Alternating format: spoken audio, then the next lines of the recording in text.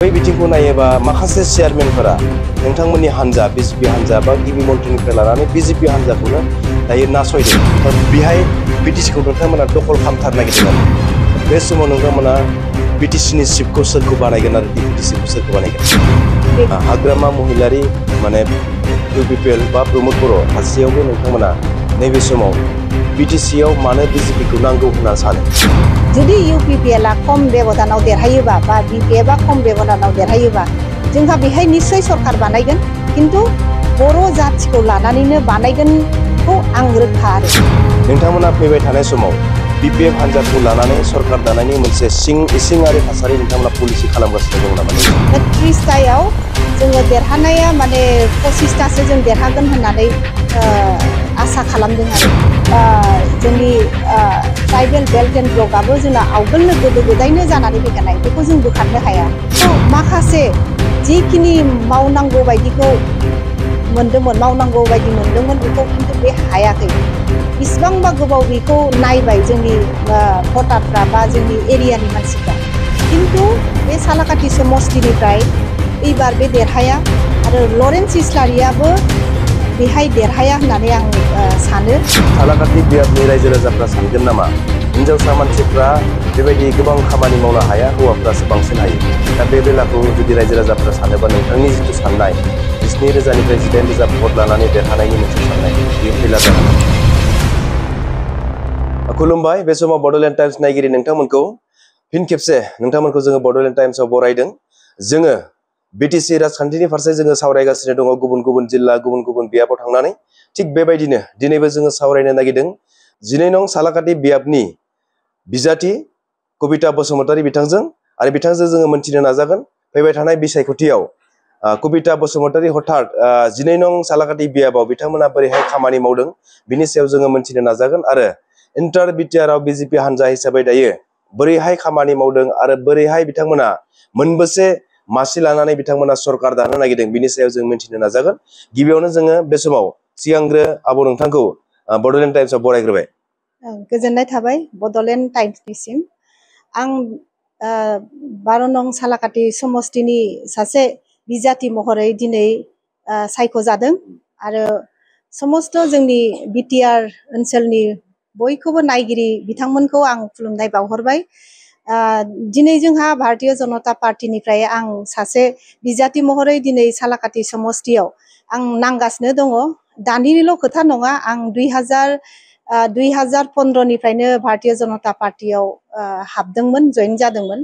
बिनिफ्रायनो आङो सालाकाथि समष्टि हिसाबै आङो नायगासिनो दं।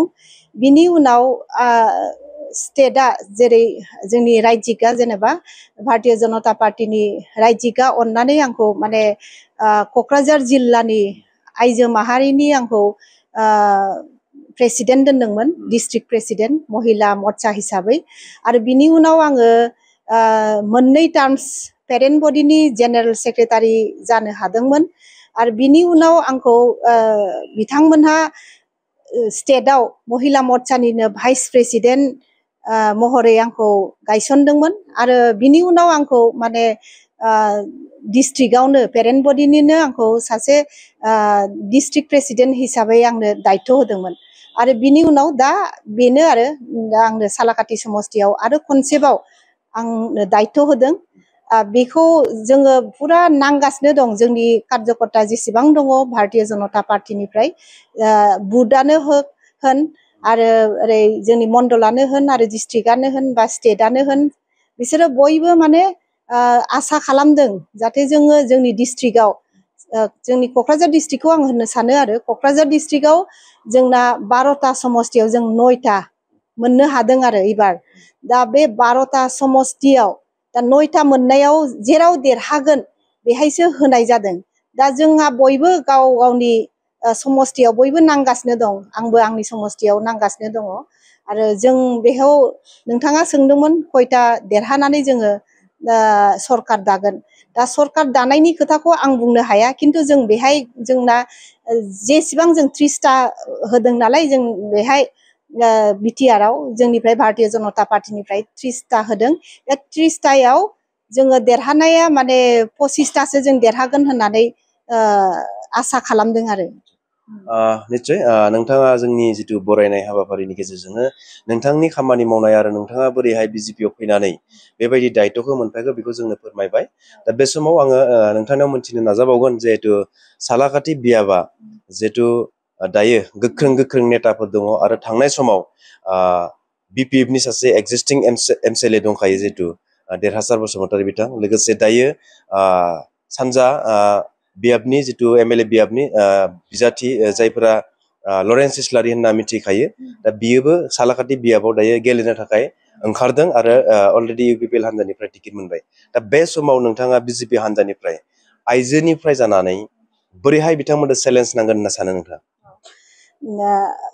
नोंथाङा होनदों माने बेहाय गिदिर गिदिर नेताफोर दङ, जेरै लरेन्स इस्लारि इउपिपिएल निफ्राय आरो देरहासार बसुमतारी एक्जिस्टिं एमसिएलए आरो आवगोलाव बियो मोननै टार्मसआव बियो इएम जादोंमोन।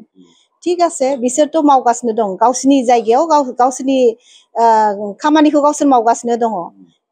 बेहाय देरहासार बसुमतारी हिसाबै बे बिपिएफ हान्जा जानानै बे मावनायाव मावगासिनो दं, खिन्थु माखासे जिखिनि मावनांगौ बायदिखौ मोनदोंमोन, मावनांगौ बायदि मोनदोंमोन बेखौ खिन्थु बे हायाखै।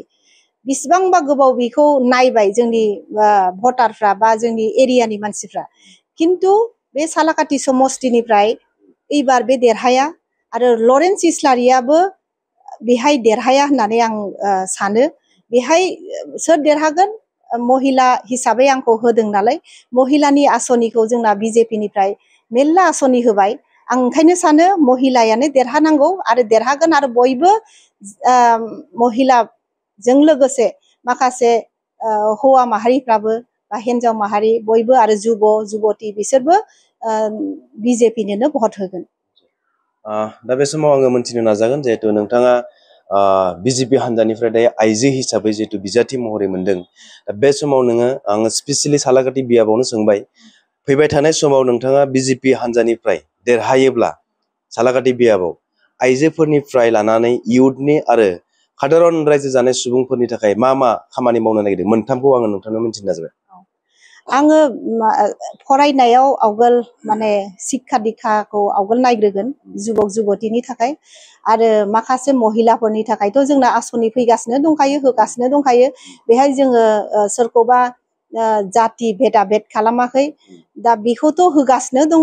आरो बिनि अनगायैबो जुदि आंहा बेहाय खामानि मावनांगौ दङबा आं बेखौ देरहाखांनायनि उनाव आं डिसिसन लागोन मा खालामोबा जोंनि समस्तिनि थाखाय, आंनि समस्तिनि थाखाय मोजां मावलांनो हागोन, महिलाफोरनि थाखाय बा पुरुषफोरनि थाखाय, दा बा सेंग्रा सिख्लाफोरनि थाखाय आं मा मावनो हागोन बेखौ आङो उनाव देरहाखांनायनि उनाव जोङो जयै रायलायनानै बेहाय अभाब अभिजगखौ आं नायनानै बेहाय होगोन आरो। दा बे समाव आङो मोनथिनो लुगैबावगोन नोंथांनिफ्राय, बिजेपि हान्जा होनना बुङोब्ला बर'नि एन्टि होननानै माखासे मानसिफ्रा बुंनो नागिरो, आरो साननैसो सिगाङाव नोंथांमोननि आफादगिरि, स्टेटनि आफादगिरि दिलीप शइकिया बिथाङा बुंदों ट्राइबेल आरो बेलेन्ड ब्लक बा 6 सिडिउल बेयो आलादा आलादा थानांगौ होननानै, बे मोनसे जायगायाव थानो हाया होनना बा मोनसेयावनो थानो हाया होनना बुंदों। दा बैफोरखौ लानानै माखासे बर' रायजो राजा बा ट्राइबेल सुबुंफोरा बिजेपिया बर'नि एन्टि होननानै बेबायदि बुंदों, आरो बेबायदियाव नोंथाङा माबायदि चेलेन्ज खालामनो नागिरदों, आरो बियो नोंथांमोननि एजेन्डा नामा, ट्राइबेल जिथु 6 सिडिउल बेखौ नोंथांमोना बोखारनो नागिरदों नामा? नङा, बे मानिबा जाहोनाव होनफ्लांदों जानो हागौ। बेखौ आं बर' हिसाबै होनो आरोखि, बेहा जोंना 6 सिडिउलआ जोंहा आवगोलनिफ्रायनो जानानै फैखानाय, आरो जोंनि ट्राइबेल बेल्ट एन्ड ब्लकआबो जोंना आवगोलनो गोदो गोदायनो जानानै फैखानाय, बेखौ जों बोखारनो हाया। आं बेखौनो होननो सानो जे जों बर' जानानै जोंनि मोनथायखौ जों मोननांगोन, आरो मोनखांनायनि उनावबो दादि जेबायदि होनदों बियो, बेखौ बे मानिबा जाहोनाव होनफ्लांदों जानो हागौ, बे गावनि गोसो जानानै होनाखै आं सानो। आरो गाव होनदों, आङो बेहाय बेबायदि होननो सानाखैमोन, दस्रा होननायाव दस्रा बुंफ्लांनाय जादों, बेबायदि खोथाखौ होनदों आरोखि बे। आं बेखौ मानिया, आं बिजेपि जाबाबो आं सासे बर' आइजो, बर'नि थाखाय आं गाबखांगोन, आं बेखौ खामानि मावलांगोन बर'नि थाखायनो। आरो मा होनो, जेनेबा जोंना दा जोंनि बे भारतीय जनता पार्टीयाबो जोंनि बर' हारिनि थाखायनो मावगासिनो दङ जेनेबा BSc खौबो बर'नि थाखाय BJP-यानो होदों आरो BTC खौबो BJP-यानो होदोंमोन आरो बिनि उनाव BTR खौबोथ' सान्ति सुक्तिखौ BJP-यानो होदों आं सानो BJP-या जोंनि बर' हारिनि थाखाय जेबो गाज्रि खामानिखौ मावनाय नङा जोंनि मोजांनि थाखायनो जोंनि डेभेलपमेन्टनि थाखायनो खामानिखौ मावगोन नोंथांमोननि थाखाय आसामनि चिफ मिनिस्टारनिफ्राय लानानै माखासे MLA मिनिस्टार बिथांमोना केम्पेइन खालामफैगासिनो दङ क'क्राझारनिफ्राय लानानै आप टु उदालगुरि बेबायदि माखासे समस्थियाव गिबि मन्थ्रियाथ' फ्राय माने मोनफ्रोमबो बियाबाव हाबबाय आरो नोंथांनि बियाबावबो खेबसे फैखांबाय गिबि मन्थ्रिया डक्टर हेमन्त बिश्व शर्माया दा बेफोर जाहोना मा जिहेतु BTC-यावनो गागि BJP-नि दैदेनगिरिफोर दंखायो बेफोरो जिथु हाबबोनाय स्टेटनि माखासे दैदेनगिरिफोर चिफ मिनिस्टार MLA बायदि बायदि बिबानगिरिफोरा हाबफैनाय बेहाय BTC-खौ नोंथांमोना दखल खालामथारनो नागिरदों नामा नङा बे सत्य नङा जेराव जोंहा भारतीय जनता पार्टीया जों सनमान होयो जोंनि नेताफोरखौ जेरै जोंना चिफ सार मा होनो प्रमद बर' सार जेराव गेलेगोन बेहाय जोंनि केन्डिडेट होनाय नङा आरो जेराव हाग्रामा महिलारि साराबो जेराव गेलेगोन बेहाय जोंहा केन्डिडेट होनाय नङा बिनि थाखायनो जों सनमान लाखिदों जेनेबा भारतीय जनता पार्टीया आरो जेराव जोंनि बे गिदिर MLA-फोर आरो चिफ सारा CM साराबो जेरै फैदों बेहाय डक्टर हिमन्त बिश्व शर्मा सारा जेराव गेलेगोन जोङो बेखौ बियो सार्भे खालामनाय बायदि जादों जेनेबा बेहाय जों गेलेबा माबायदि जागोन देरहागोन ना देरहाया बे जोंनाबो मोनसे BJP होननानै मोजां मोनसे बृहत मोनसे माबा जाबायना माने पार्टिफ्रा स्ट्रं जानानै फैबाय दा जों अबेहाय गेलेगोन अबेहाय गेलेया जेनेबा जोंनि क'क्राझार डिस्ट्रिक्टआवथ' जोङो 9थाल'सो गेलेगोन माखासेखौ जों हगारनानै होबाय बिनि थाखायनो आरोखि दस्रायावबो बिदिनो अबेहायबा चिराङाव मोनब्रैल' होदों मोनब्रैयाव जों देरहागोन बायदिखौसो होदों आरो जेराव स्ट्रं केन्डिडेट बेहाय होदों MLA-निबो खोथा थाहैबाय 2026-आव जोंहा MLA इलेक्सन जागोन बेहाय जोंहाबोथ' पार्टिसिपेट खालामनांगौ बा जों बिसिबां होगोन जों एलायन्सैनो थागोन ना सिंगेलै गेलेनांगोन बेखौ सिन्था खालामनानै बिथाङा दावबायफैदों आरो जोंनि रायजिक प्रेसिडेन्ट दिलीप शइकिया बिथाङाबो फैदों आरो माखासे जोंनि बेहाय जोंनि गार्जेन इनचार्ज मन्त्रि अशोक सिंघाल बिथाङाबो फैदों आरो CM साराथ' फैगासिनो दङ जेराव गेलेगोन जेराव गाव हाबफैदों बेहाय नायनानै केन्डिडेटखौ होदों देरहागोन बायदियावसो होदों बेनो आरो BTR-आव मोनबेसे सिट होखो नोंथांमोना BTR-आव 30टा होबाय औ 30टायाव जोङो आं दहायनो होनखाबाय 30टायाव जोङो 25टाखौ देरहागोन ना खाथां आरो निश्चय देरहानाय बेलायाव सिटनि बेलायाव BPF-आबो बुंदों 20+ BJP-आबो होनदों 20+ बा 25 UPPL गभर्नमेन्टआबो मेजिक नाम्बार लानानै बिथांमोनाबो गभर्नमेन्ट दागोन बायदि बायदि बिथिंखौ बुंगासिनो दङ दा बे बेलाखौ नायोब्ला जोङो फैबाय थानाय समाव नुसिगोन हयथ' जोङो 26 तारिखआव जोङो नुगोन रोखा जागोन बबे हान्जानिफ्राय बेसेबां मासि देरहायो आरो बबे समस्थियाव बिथांमोना देरहायो बेखौ जों नुनो मोनगोन दा नैबे समाव आङो मोनथिनो लुगैदों जिहेतु हाग्रामा महिलारि माने UPPL बा प्रमद बर' थासेयावबो नोंथांमोना नैबे समाव BTC-आव मानो BJP-खौ नांगौ होनना सानो जों BTC-आव BJP-खौ नांगौथ' सानगोन गावबागाव दलखौ मोजां खालामनो थाखाय बा कंग्रेसआबो सानगोन गावसिनि दलखौ मोजां खालामनांगौ बा BTC-आव जोंबो मोनसे सरखार बानायनो सानगोन बिसोरबो जोंहाबो जोंथ' सरखार बानायगोन खिन्थु जोंनि जाति जोंनि जेनेबा बेहाय BTR हिसाबै बर'जोंनो जोङो सरखार बानायगोन होननानै जोंनाबो जोंनि दला बिदि सानदों खिन्थु जुदि माबाफोर गावसोर गोजौआव रायलायनानै जेनेबा सेन्ट्रेलावनो होन बा स्टेटआवनो होन बा BTR-आवनो होन ज' जानानै मा डिसिसन लायो आं बेखौथ' बुंथ'नो रोंला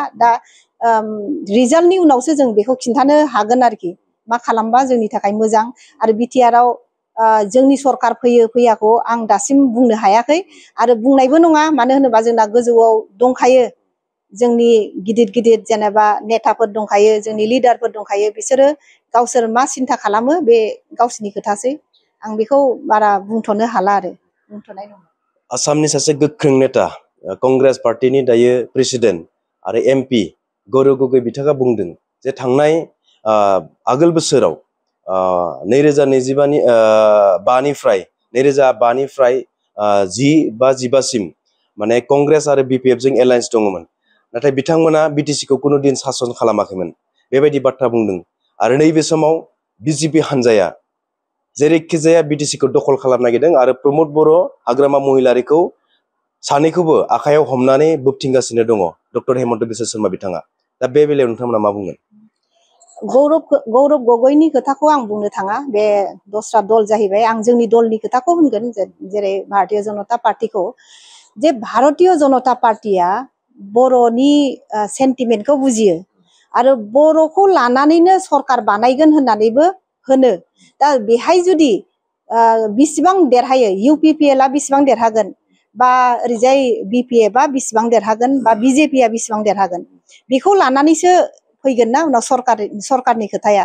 दा जों होनबा दलाथ' होनखागोनानो गावनि दलखौ, जोंहा ओरैबायदि जागासिनो दं, जोंना जों बांसिन भट मोनगोन, देरहागोन, बेबायदिखौथ' होनखागोनानो। बयबो मोन्थाय दं गावनि दलखौ बाख्नायनानै लानायाव बा गावनि दलखौ मोजां खालामनायाव बयहाबो मोन्थाय दं। दा आं साना दे बेहाय जोंखौ, बर' हारिखौ बा बर'नि सेन्टिमेन्टखौ नेग्लेक्ट खालामनानै दि बाहाय जोंनि दला हाबफैगोन बा माबा मोनसे खालामगोन, आं बेखौ साननाय नङा। आरो बे आं दहायनो होनखाबाय, गाबागाव दलखौ बयहाबो थिखांनायाव बयहाबो मोन्थाय दङ। दा जोंहाबो भारतीय जनता पार्टीया, जोंबो सानो बेहाय जुदि इउपिपिएलआ खम बेबधानाव देरहायोबा बा बिपिएफआ खम बेबधानाव देरहायोबा जोंहा बेहाय निस्सय सरकार बानायगोन, खिन्थु बर' जाथिखौ लानानैनो बानायगोनखौ आं रोखा। आरो आङो जोबनाय फारसेथिं फैनो नागिरबाय, जिहेतु नोंथांनियाव मोननैसो कुइसन खालामनानै फोजोबनो नागिरबाय। सालाकाटि बियाबाव नोंथाङा बेसेबांसो भट लानानै देरहागोन नैबे समाव? दाथ' ओरैनो बेनि भटनि पेटार्ना जेनेबा बेहाय बांसिनानो बर'आ, जेनेबा ओंखायनोथ' एसटि जादों बेहाय, खिन्थु बेहाय माखासे आदार कास्टआ बांसिन। दा आदार कास्टआ बांसिन हिसाबै बिजेपिनोनो होगोन। बेहाय जेनेबा राजबंसि बांसिन दङ, ओरैहाय दङ जेनेबा मुस्लिम सावथाल थाहैबाय, दा हिन्दी भाषी थाहैबाय, नेपालि, बेबायदि लानानै आं सानो बिजेपिनो रासिन भट होगोन। आरो बर'खौ मोनगोन, मोनद्रायै नङा। बर'फ्राबो दा बुजिबाय बिजेपिनो होबा जोङो सान्ति फैदों बर' जायगायाव, जेनेबा नैबेहाय बिटिआरआव जों बिसिबांबा आवगोलाव जों संग्राम खालामबोबाय बर' हारिया। दा खिन्थु एबार सान्तियाव फैबाय, सान्ति सुक्ति खालामखांनायनि उनाव बिजेपियानो सान्ति सुक्ति खालामदों, बिनि थाखायनो जों सान्तियै थानो मोनदों दा। ओंखायनो बर' हारियाबो, बर'फ्राबो भटखौ होगोन। आरो बेहाय सालाकाटियाव बर'फ्राबो मिथिबाय, बर'फ्राबो बिजेपिनो भट होनांगौ होननानै, देरहाहोनांगौ होननानै बिसोरबो सानबाय। आरो ओंखायनो आङो मोनगोन 17,000 बा 18,000आव मोननानै आं देरहागोन। आरो निश्चय। आरो बे समाव आं मोनथिनो लुगैबावगोन, जिहेतु नोंथांमोना बिटिसिआव दायो सरकार दानो थाखाय नारा नाथा बा जरदार नोंथांमोना खामानि मावगासिनो दङ। आरो बेहाय जोङो नुगासिनो दङ, जिहेतु आसामनि गिबि मन्थ्रिनिफ्राय लानानै दहायबो बुंदों, माखासे एमएलए मिनिस्टारफोरा दायो बिटिसिआव हाबगासिनो दङ, समस्ति थांनानै आरो रायजो राजाफोरजों सावरायगासिनो दङ। दा बे बेलाखौ नायोब्ला नोंथांमोना मेजरिटि मोननानै गाबोन सबनिया बिटिसिखौ दखल खालामनो बा सरकार दानो नागिरथारदोंब्ला बा जामारथारोब्ला नोंथांमोननि साननाय मथे बे समाव नोंथांमोना बिटिसिनि चिफखौ सोरखौ बानायगोन आरो डिपुटि चिफखौ सोरखौ बानायगोन? बेखौ दासिमबो जों डिसाइड खालामाखै, सानाखै बेखौ, माने खिन्थु जायोबा जों जुदि इनकेस जुदि बेहाय सरकार बानायनांगौ बायदि माबाया फैयोबा, परिबेसा फैयोबा, होनबा जों बर' जाथिखौनो बानायगोन। बर' जाथियानो बेहाय चिफ जागोन, डिपुटि चिफ जागोन। बे बिथाङा जायोबाथ' मोजां जोंनि थाखाय, बेसेबांबा एक्सपिरियेन्स दं बिस्वजित दैमारि सारा। आरो जों बिस्वजित दैमारि सार फैयोबाथ' जों सानो जों मोजां सासे माने अभिभाबक मोनबाय होननानै जों सानगोन। आरो ना खालामा जोङो, बिस्वजित दैमारि सार फैयोबा जोंनि थाखाय मोजां, आरो खामानिखौ बिथाङा मावनो हागोन। जोङो सावरायदों दायो नैबे समाव सालाकाटि बियाबनि बिजाथि कबिता बसुमतारी बिथांजों, आरो बिथाङा फैबाय थानाय समाव बिटिसि बिसायख'थिनि सायाव बा सालाकाटि आरो इन्टार बिटिसि बिजेपि हान्जाया बोरैहाय खामानि मावदों आरो बिथांमोननि थांखिया मा बेखौ जोंनो फोरमायदों। नैबे समाव आङो सावरायनाय हाबाफारि बेखौ फोजोबनो नागिरबाय। जोबनाय फारसेथिं आङो मोनसे कुइसन खालामनो सानबावदों, जिहेतु गोबां बिजाथिनि गेजेराव अर्थात सालाकाटि बियाबाव प्राय माने गुबुन गुबुन हान्जाफोरनि बिजाथिया हौवा माहारि। दा नोंथाङा जिहेतु बिजेपि हान्जानिफ्राय आइजो माहारि, बेबायदि बेलायाव सुबुंफ्रा सालाकाटि बियाबनि रायजो राजाफ्रा सानगोन नामा हिन्जावसा मानसिफ्रा बेबायदि गोबां खामानि मावनो हाया, हौवाफ्रासो बांसिन हायो? दा बे बेलाखौ जुदि रायजो राजाफ्रा सानोबा नोंथांनि जिथु साननाय 17,000निफ्राय 18,000 भट लानानै देरहानायनि मोनसे साननाय, बेयो फैलार जागोन नामा? जाया। महिलाफ्राबो जेरै जोंना महिलाफोरखौ रासिन इम्पर्टेन्स होयो आरो महिलाफ्रा बांसिनानो गोसो होनानै खामानिखौ मावो। जेरै गावनि समस्तिखौबो जोङो जेनेबा आं बांसिन टाइमखौ आंनि समस्तियावनो होयो आरो होगासिनोबो दङ। 2015निफ्रायनो आं होगासिनो दङ। आं डिस्ट्रिक्ट प्रेसिडेन्ट जादोंब्लाबो आं माने गावनि समस्ति हिसाबै आं बांसिन नायदों, बेहाय बांसिन टाइम स्पेन्ड खालामदों। आं सानो आंनि थाखाय बेहाय गेहेम गोलैनाय नङा। आं मोजाङैनो मावलांगोन आरो नायनो हागोन। आं बेहाय आंहा गोरा मोनसे माबा दं आरोखि, आं नायनो हागोनखौ फोथायनाय दङ। औ, जोङो नुदों जिहेतु दायो नैबे समाव बिजेपिआबो बिपिएफखौ सोंखारियाखै बा इउपिपिएलखौ सोंखारियाखै, बिपिएफआबो बिजेपिखौ सोंखारियाखै। बेबायदि मोनसे खान्थिपुर्ण थासारिजों नोंथांमोना केम्पेइन खालामगासिनो दङ। नाथाय आंनि सोंनो लुबैनाया नैबेसो, नोंथांमोना फैबाय थानाय समाव बिपिएफ हान्जाखौ लानानै सरकार दानायनि मोनसे इसिङारि थासारि नोंथांमोना पलिसि खालामगासिनो दङ नामा नैबे समाव? आं दहाय एसे सिगां होनखांबाय, माने जायहा भट मोननाया जाय केन्डिडेट देरहानाया माने रेसिय'आ बांसिन जागोन। जेनेबा बिपिएफआ जुदि बांसिन जायोबा बिपिएफजों बिसोरखौ लायाबाबो गाव हारसिं जुदि सरकार बानायोबा बे बर' मानसियानो थागोन बेहाय चिफ जानानै। आरो आं साना दे सोरजों जागोनखौ आं दासिमबो मिन्थियाखै बा आं बुंनो साना। बेहाय गोजौनि खोथा, जेनेबा इउपिपिएलजों जायो ना बिपिएफजों जायो, देनां देरहाखांनायनि उनावसो डिसिसन लागोन, आं बेखौ मिन्थिनाय दं आरोखि गोजौआव। दासिमबो जोंना डिसाइड लाथ'वाखै, जों बेखौ रायलायथ'वाखैनो। जोबथा सोंथि खालामनो सानबाय, जिहेतु नोंथांमोननि गिबि मन्त्रि डक्टर हेमन्त बिश्व शर्मा बिथाङा बुंगासिनो दङ भिसिडिसि जिथु मासि बेखौ सिफायनानै गुबुन मोनसे खालामनांसिगोन आरो बे भिसिडिसि चेयारमेन बिथांमोनखौ भरालि मासजों रुजुदों। गोदोर ना आरो फिसा ना बेबायदिजों बिथाङा रुजुदों। दा बे बेलायाव नायोब्ला नोंथांमोननि जिथु भिसिडिसिखौ सिफायनायनि बाथ्रा बुंनाय, लोगोसे भरालि मास माने ना फिसा ना गिदिर बिदि रुजुनाय, बै बिथिंखौ नायोबा माखासे चेयारमेनफोरा नोंथांमोननि हान्जा बिजेपि हान्जा बा गिबि मन्थ्रिनिफ्राय लानानै बिजेपि हान्जाखौनो दायो नासयदों बिथांमोना। आरो जुदि भिसिडिसिनि आखायावनो जुदि माने 500-600 हाजारजन भट थायोब्ला बै चेयारमेनफोरा, बै भिसिडिसिनि मानसिफ्रा चेयारमेनफोरा बुंनाय लोगो लोगो बिथांमोना नोंथांमोननो भट होनाय नङा। दा बे बेलायावथ' नोंथांमोना जोबोद खहा जानो थांगासिनो दङ। बे जानो हाया, बेबायदि जाया। माने भिसिडिसिखौ सिफायनो होनाखै, भिसिडिसिखौ माने इलेक्सन गेलेनो खोथासो होनदों। दा भिसिडिसि माखासे चेयारमेनफ्रा खामानिखौ मावाखै, आं सबखौनो होनाखै, सोरबा माखासे चेयारमेनफ्रा आरोखि। दा बिनि थाखायनो माखासे पाब्लिकफ्रा बिराद माने गाज्रि मोननाय थाबाय, खुद्रिनाय थाबाय। बेखौ लानानैसो जोंनि डक्टर हिमन्त बिश्व शर्मा बिथाङा होनदों जोंहा निर्बासन गेलेनांगौ, माने बेहाय केन्डिडेट होनानै इलेक्सन गेलेनानै जाय देरहागोन, जाय मानसिखौ देरहाहोगोन भिसिडिसि चेयारमेन हिसाबै, बेनो भिसिडिसि चेयारमेन जानो हागोन। बेखौ सिफायनायनि खोथाखौ होनाखै आरो। औ, निश्चय जोङो मोनथिबाय जिहेतु बिथां सालाकाटि बियाबनि 12 नं सालाकाटि बियाबनि बिजाथि कबिता बसुमतारी बिथाङा जोंनो रोखा फोरमायबाय आरो जायफोरा बड'लेण्ड टाइम्सखौ नायबाय थादों बिथांमोनाबो रोखा मोनथिदों सालाकाटि बियाबजों लोगोसे बिटिसिआव बिजेपि हान्जाया माबायदि खामानि मावदों आरो फैबाय थानाय समाव बिथांमोना बोरैहाय सरकार दानो नागिरदों बिनि पलिसिनि सायाव एसेब्लाबो नोंथांमोना गियान मोनदों आरो एसेबाबो जोंनो बड'लेण्ड टाइम्सनि गेजेरजों कबिता बसुमतारी बिथाङा जोंनो फोरमायबाय। बे समाव जोंनि जिथु सावरायनाय हाबाफारि बेखौ जोङो फोजोबनो नागिरबाय। निश्चय आसा खालामदों जायफोरा बड'लेण्ड टाइम्सखौ नायबाय नोंथांमोना बुजिबाय फैबाय थानाय समाव सालाकाटि बियाबाव बोरैहाय जानो थांगासिनो दङ बेखौ नोंथांमोना बुजिनो हादों, मोनथिदों।